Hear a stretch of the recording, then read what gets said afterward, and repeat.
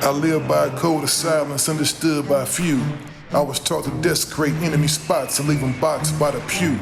Linen scented old English weed and gun residue. Men flee and women glance when big cat fall through. Ain't no white flag waving, just declarations of war. Yellow taping, sharp tracing of the bodies on the floor. I'm the hate made, I'm the indigent and poor. I went from innocent to militant and riding to the core.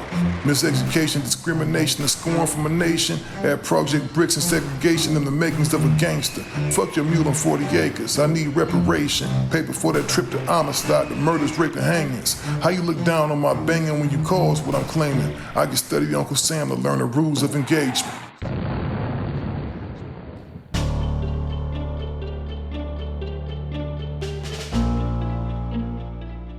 Impressive background, man.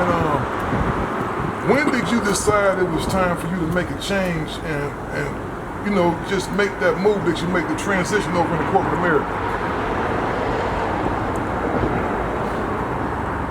We was going into the early 90s, and I was still in the limbo. I was still in the streets heavily, getting my money, grinding, hustling. And I knew that at some point,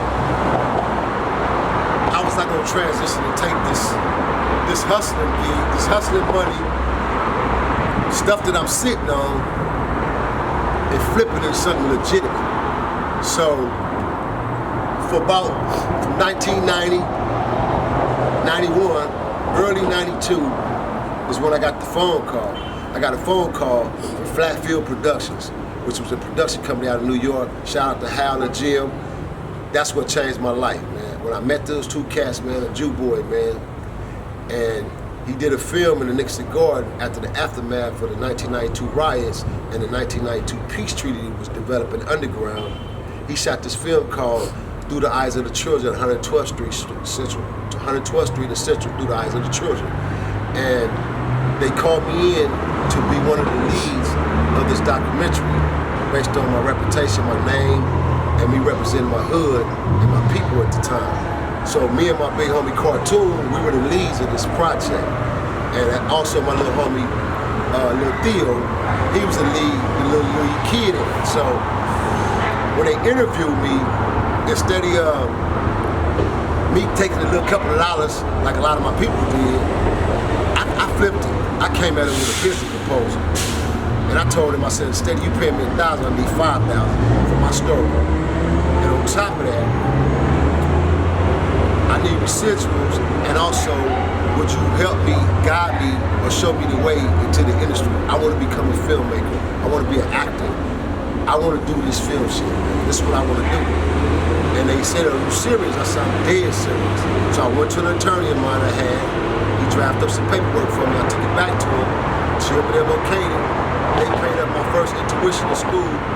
And I went to school my first year. A lot of my homies thought I was crazy because I was shut down, leave my employees, you know, in my spots, and I would be northbound to Hollywood in school and classes.